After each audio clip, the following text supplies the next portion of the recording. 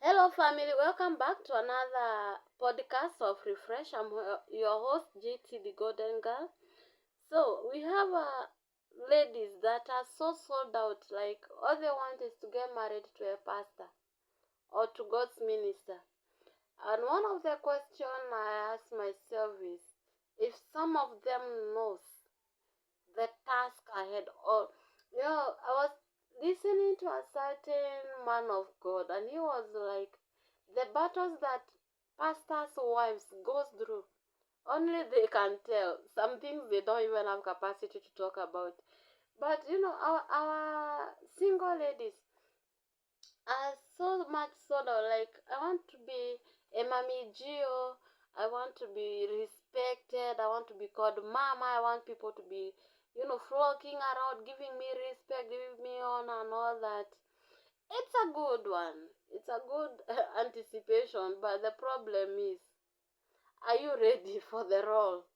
You know, gaining all these titles is a good thing. You can call him a pastor and so forth, but are you equipped enough to carry the cross, to carry the roles? Because for you to be called, you know, I have dealt or I have been close to some pastors' wives, and one thing I know is that it's never an easy position to hold, because your husband went to minister somewhere, he comes back, maybe things, especially if God is using him in a mighty, people will be jealous of you, people will be talking about you, people will be fighting you, there'll be, attacks from right, left, center, everywhere. And here you have your own biological children. You have no spiritual children that you need to take care of. Like, you are torn in between. Your husband needs you, your biological children needs you, your spiritual children needs you. You have others that are not even your children, people that haven't really learned about you. They need your attention. So, are you ready to give out everything for that? Because a lot of women, pastors' wives, have destroyed their marriages. They went into marriage, they were asking God to be married to pastors, and yes, they got married to pastors, but along the road, they ended up missing steps. They ended up missing the intent and the intention of God placing them in that life. And they start, here you are pastor's wife. You start holding ministrations right, left, and center. It's a good thing. But you neglect your own biological children in the pursuit of an identity, because you want people to recognize you. You want people to know you. You want people to give you the accolade, the best pastor's wife of the year, the best this, the best that, and you neglect your own biological children, of which at the end of the day, when it comes to reaping the fruit of your actions, I don't think you are ready for that. Others want to get married to ministers of God. Here you are, you want to get married to a music minister. These are people that are known globally. One day, me, I'm from Kenya. So let's say I get married to someone that is in Ghana, Nigeria, or wherever. And after a while, this person is being called for conventions or worship experiences to other countries. This time I have children. I won't leave my children behind and accompany him. And he's gone there for a month. He's gone there for a week. Am I in a capacity to fit into his shoe when he's not around? Am I in a capacity to stand? You are married to a pastor. One day you'll be called into another nation to go and minister. Are you fit to fit into his shoe, to stand in the gap for him as his helper? Or will you ruin everything? We have, because of this pressure of others want to get married to drama ministers. These people live so much times, they even go for months. They are not around home. Why? They went to do shooting, and the location is far from home. So you have to wait for this person for months to come. You need someone to talk to. Yeah, people around you, people have already recognized you because you are married to someone that is known internationally. So people take you to be their mentor. They are calling you from everywhere. They need your attention. Yet you have your own burdened things that you need to share with your husband, but he is not around. You want to share with your wife, she's not around. So are you ready to fit into that shoe? Because this is where a lot of ministers' wives are destroy their marriages. The marriage was glorious, but they didn't have the capacity to fit into it. You are a nagging woman. You are this kind of a woman that you want recognition. You don't seek for recognition, by the way. What for? If you are fulfilling destiny, recognition will be the one running after you, not you running after it. People will know you whether you are in the limelight or not, whether in a spotlight or not. People will recognize you. It's not about you. But now the problem is that most of us, and we have pastors' wives, or even God's ministers' wives, that now want to be like the managers of their husbands. Like you are the one, you met this man already in the ministry. Don't forget that it's when you have found purpose that you should marry, not before finding purpose. This man is fit for your marriage. Maybe it is even God that brought you together. But after marriage, you are now like, the person is ever busy, this and this, and you are bringing problems to the husband. How do you expect him not to do things with all the pressure? He is already pressured by the ministry. You're here pressuring him.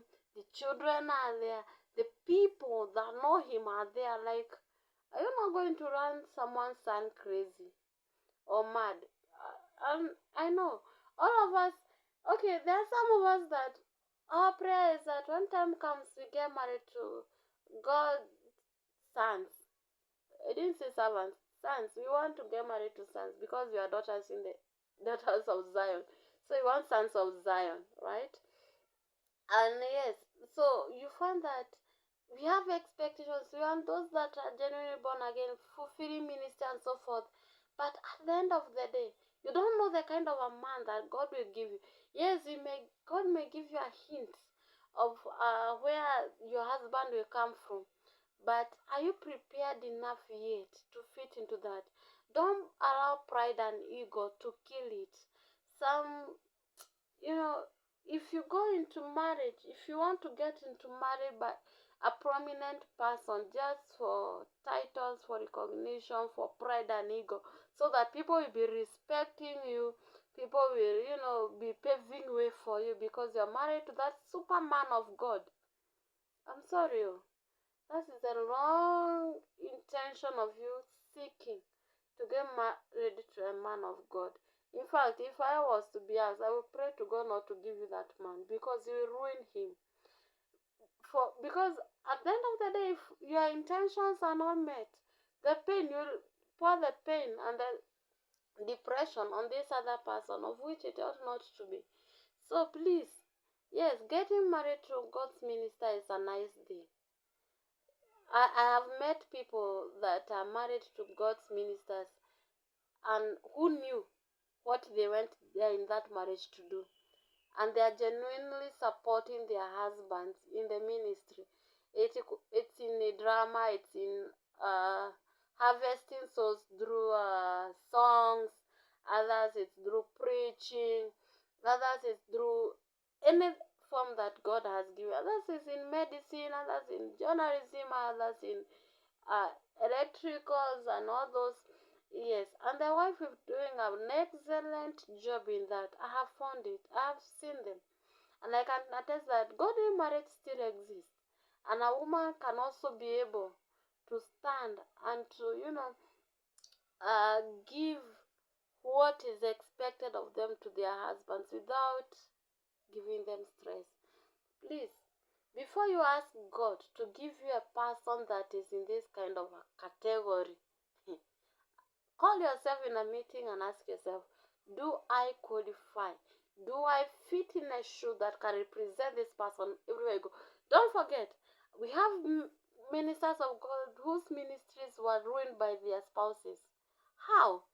People have already known, like for example, if you get married to these international gospel singers that are known everywhere, The moment they are getting married, everyone in the world will know, oh, this is the lady that he has married. Maybe it is in drama ministry. Oh, this is the kind of this is the woman that he has married. So you already came into spotlight without even struggling. But now the issue is, after a while, you start portraying something different from what your spouse represents in the kingdom. And at the end of the day, shame and reproach will not come onto your head. You, as the person that got married to this minister, it is, you are tainting the image. You are applying mud on the name, the image, and the character of the person that married you. It is a gospel minister. You have destroyed his ministry. Because if you are a woman that cannot be put in order, and people realize that maybe the husband, this gospel minister, be it in drama, be it in songs, be it in preaching, or whichever category, maybe he has tried his best to bring you to order, but you are not those people that can submit at all.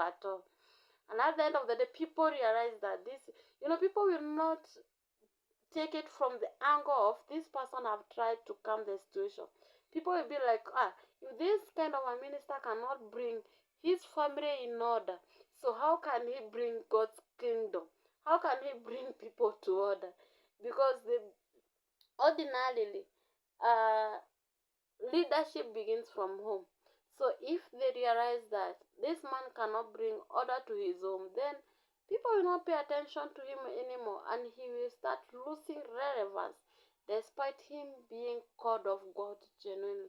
So please, I'm begging you, on their behalf, on this minister's behalf, please, I know, me too, me there, may God help me too, because I don't want to be a pain in any one's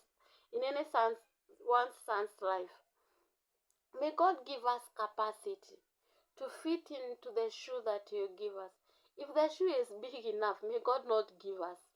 If the shoe is small than us, please, may He not give us. May He give us a shoe that fits us perfectly, that no matter what, will not bring shame and reproach to His kingdom by tainting, by destroying the legacy that His sons has brought to the kingdom. I love you so much, guys. Until next time, shalom, shalom, shalom. Please do subscribe to this Truth on Air TV channel on YouTube. Like, share, and comment. I love you so much. Bye.